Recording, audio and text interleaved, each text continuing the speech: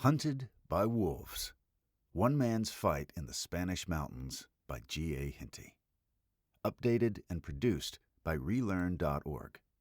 Audio production and copyright by Relearn.org in 2025. Read by Jake Phillips. The year was 247 BC in North Africa. Martin, a young officer in the guard of the renowned Carthaginian general Hannibal, set out with two companions on a hunting expedition in the mountains of Spain. After a full day of sport, they were unable to locate their camp and decided to spend the night in the woods. There was still a few patches of snow on the ground from a recent storm, but the temperature was rising.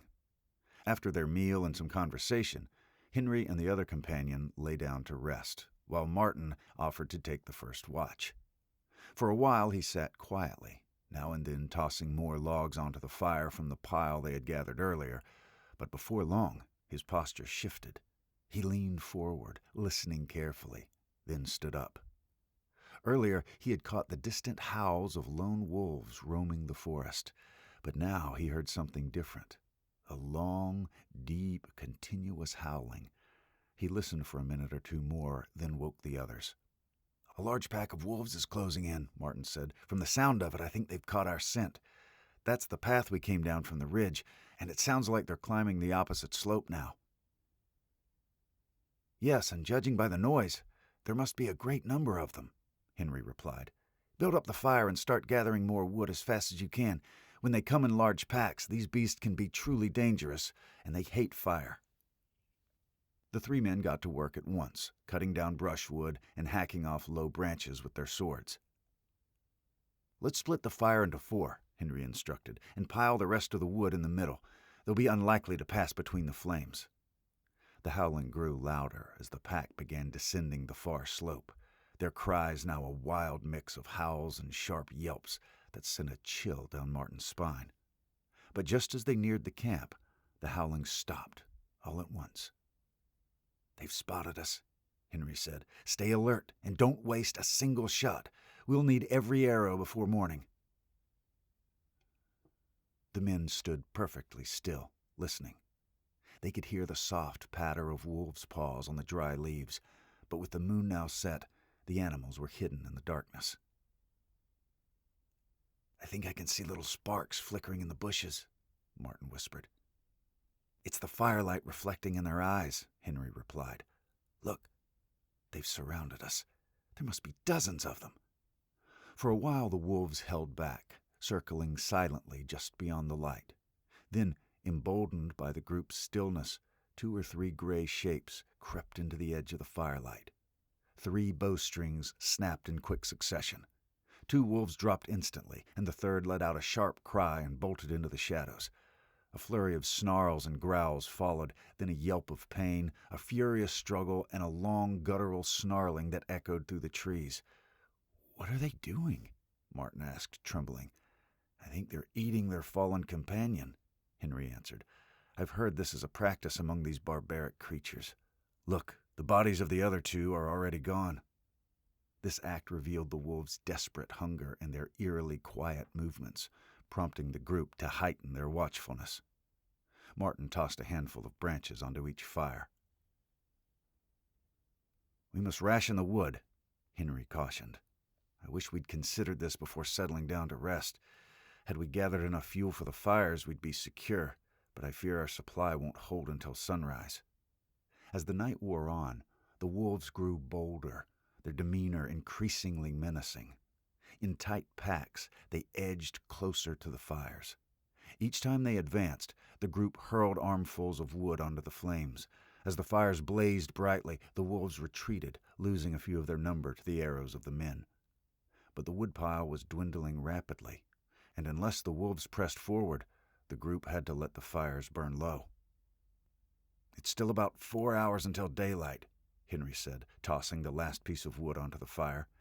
"As the flames flare up, look around and see if you can spot a tree we could climb. I wish we'd taken to the trees from the start instead of relying on our fires."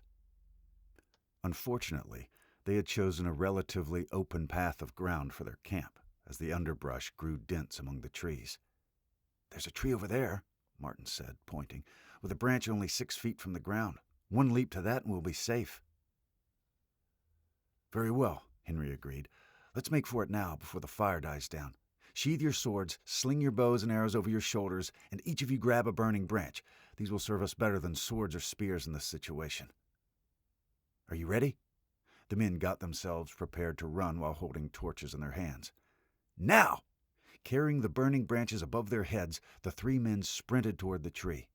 It was as if the wolves sensed their prey's attempt to flee. With a ferocious howl, they burst from the undergrowth and charged to intercept them, undeterred by the flaming branches. Martin barely registered the chaos of the brief, savage clash. One wolf lunged at his shield, nearly knocking him down, but the shield's sharp center pierced its body and he threw it off, simultaneously thrusting his burning branch into the face of another. A third wolf clamped onto his shoulder, its hot breath grazing his face. Dropping the branch, Martin plunged his dagger deep into the wolf's side. Then, heaving his heavy shield into the pack of wolves before him, he leaped into their midst, seized the branch, and swung himself into the tree, pulling his legs up as a dozen wolves snapped at him with gaping jaws. He let out a cry of horror. His 2 companions had fallen, and only an angry tangle of bodies marked where they lay. For a moment he wavered, torn between jumping down to help them or staying put. But one look below confirmed he'd be overwhelmed by wolves long before he could help them. Sliding along the branch until he reached the trunk, Martin stood and fired his arrows fiercely into the pack of wolves below, stopping only when he had just 3 or 4 arrows remaining. These he saved for a final stand. Chapter 2. With nothing left to do, Martin sank onto the branch and wept over the death of his companions. When he looked up, all was still. The savage pack had consumed not only his friends, but their own fallen wolves, and now they sat in a circle, tongues lolling, eyes fixed on him. As the fire's glow faded, their forms vanished into the dark, but their sharp, rapid breaths told him they were still watching. Martin climbed higher until he found a fork in the tree where he could rest comfortably, and there he waited for dawn, hoping his enemies would retreat. But as the gray light broke, he saw them still lurking below. Even as day fully emerged, they showed no signs of leaving. Realizing they had no intention of abandoning their potential prey, Martin began to weigh his options. For all he knew, he could be miles from camp, and his fellow soldiers there would have no way of knowing his situation. They would surely send out soldiers to search for the group, but in the tangled expanse of forest and mountain, it was a slim chance they would stumble upon the spot where he was trapped. Still, it appeared to him that this was the only possibility of his rescue. The trees grew thickly together, and he could easily have climbed from one tree to another, but the wolves were watching him, so there was no advantage in shifting his position. The day passed slowly. Most of the wolves had retreated from the base of the tree, but a few remained, holding their ground with unwavering focus. Martin knew the others were lurking nearby in the underbrush, their frequent growls reaching his ears. Occasionally, a gray head poked out, its bloodthirsty eyes fixed on him. Every so often, Martin strained to hear any hint of his companion's distant calls, holding his breath in hope. But the forest remained silent, and he was certain the wolves' keen senses would detect anyone approaching before he could. Once or twice he noticed the wolves' ears perk up, their bodies tensing as if catching some sound beyond his hearing. Yet the moment passed quickly, and he wondered if they were merely tracking the faint steps of a deer moving through the forest. Night fell once more, bringing its long, grim hours. Martin secured himself to the tree with his belt to avoid slipping off. He managed a few hours of fitful sleep, jerking awake in a cold sweat, heart pounding, convinced he was plummeting into the ravenous jaws below. By morning, a fierce urge to strike back at his enemies gripped him, and he climbed down to the lowest branch. The wolves, sensing their prey within reach, gathered densely beneath, leaping towards him with snapping jaws. Martin lay flat on the branch, locking his legs tightly around it for leverage, and drove his sword deep into the throat of a wolf that sprang within inches of him. Several died this way, and the others, growing wary, retreated a short distance. Then an idea sparked in Martin's mind. He unfastened his belt, making it a running noose that would choke the wolves, and waited for them to muster the courage to attack again. It didn't take long. Driven by a hunger only sharpened by the prey they had already consumed, the wolves surged forward once more, leaping toward the branch. Martin slipped the noose over the neck of a wolf and with a strained effort hoisted it to the branch, killing it swiftly with his dagger.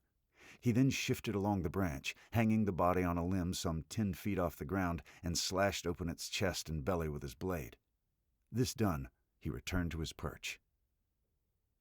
One by one, 6 wolves were pulled up and killed, and as Martin had anticipated, the scent of their blood drove the pack into a frenzy. They swarmed at the tree's base, leaping at the trunk in futile attempts to reach the tantalizing prey dangling just beyond their grasp. The day crept by as before, with no sign of rescue.